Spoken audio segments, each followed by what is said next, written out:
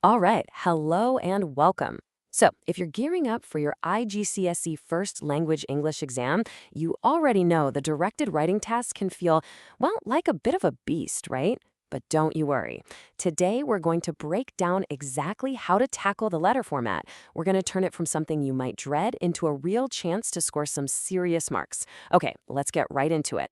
So, how do you write that perfect letter? It can sometimes feel like you're supposed to be a mind reader, trying to figure out what the examiner wants. But I'm telling you, it's not some kind of magic trick. It is all about having a clear, repeatable process. Think of it like a blueprint you can use every single time to build a high-scoring letter. And that's exactly what we're going to put together today. Okay, we've broken this sound into 5 simple steps. We'll start with the directed writing challenge itself. Then we'll create your pre-writing game plan. After that, we'll get into mastering the letter format, adding some rhetorical power, and then we'll finish up with the final polish. Simple as that. All right, section 1, the directed writing challenge. Look, before we can even think about how to answer, we need to be crystal clear on what the exam is actually asking us to do. So let's put this in perspective. Here's a look at paper 1. You've got your comprehension, your short and long answers, and then boom, question 3, the directed writing task. And look at that, it's worth 25 marks. That's a huge chunk of the entire paper, which is exactly why we need a rock-solid strategy for it.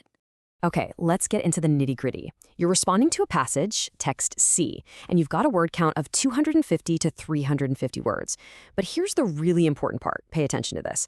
It's 15 marks for reading and 10 for writing. That's a massive clue, isn't it? It tells us that your ability to pull out and adapt information from the text is actually more important than just writing beautifully.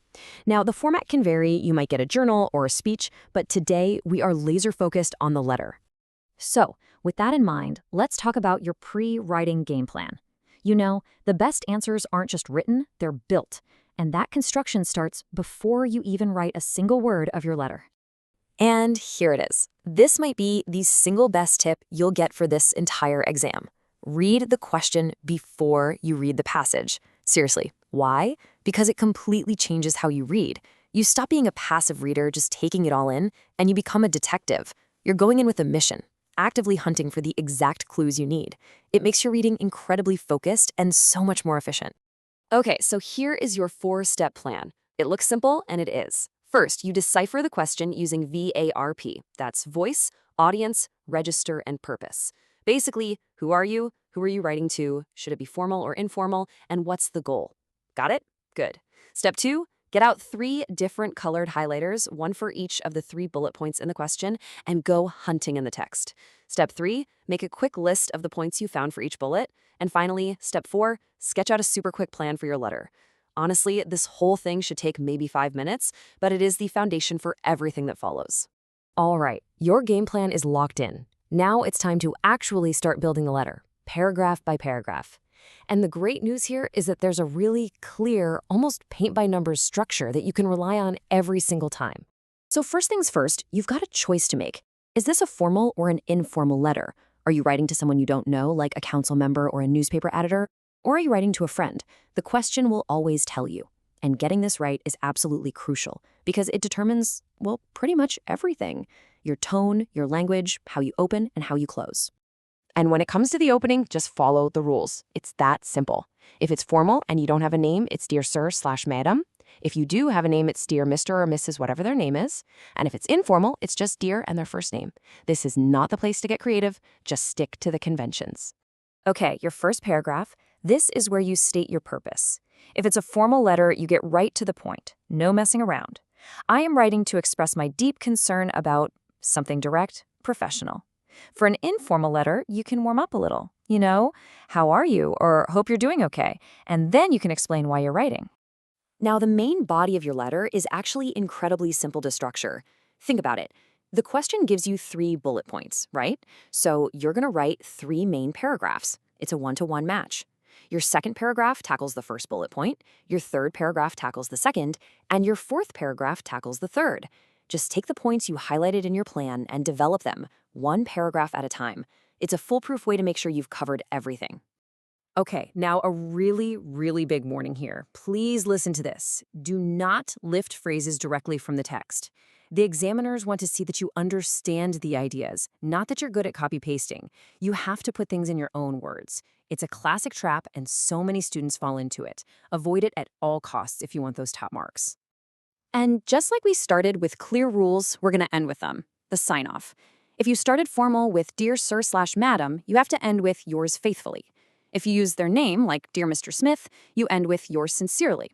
For informal, you've got more options. Best wishes, regards, yours truly. Just learn these pairings. They are easy marks to pick up. So if you follow all that, you're on track for a solid, good mark. But what if you want a great mark? Well, that's when we need to add some rhetorical power. It's time to elevate your language and really show the examiner what you can do. And here's a fantastic little toolkit to help you remember the acronym A-FOREST.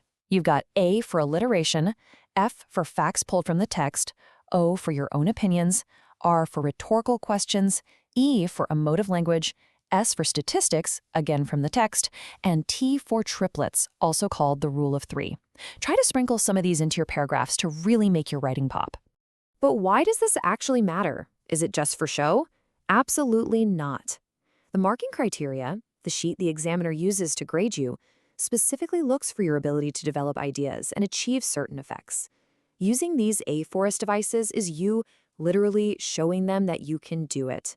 It's how you go from good to excellent. Okay, you've planned it, you've written it, you've even added some rhetorical flair. But hold on, you're not done just yet. This last part, the final polish, is just as crucial as everything else we've talked about. Now remember, you've got about 40 minutes for this whole task. That's from the moment you read the question to the very end. You have to manage that time really well so that you don't write right up to the bell. You need to save a few minutes for this last step. And I really cannot stress this enough. Leave time to proofread your work. You would not believe how many easy marks are just thrown away because of silly, avoidable mistakes. A spelling error here, a missing comma there, it can all drag down a fantastic answer. Those last 3 or 4 minutes you spend checking your work could literally be the difference between one grade and the next. So what are you looking for? Here's your quick checklist. First, scan for any obvious spelling mistakes. Then, check your punctuation. Have you got capital letters and full stops where they need to be? Check your grammar. A good trick is to read it aloud in your head. Does it actually sound right? And finally, just double-check that your tone has been consistent all the way through. It's a quick sweep that secures those marks you've worked so hard for. And that's it. That's the blueprint. See? It's not about magic. It's about having a method. When you understand the task, plan smart, follow the formats, and polish your work, you are completely in control. So really, the only question now is, are you ready to practice? Because this task isn't a roadblock. It's your chance to shine.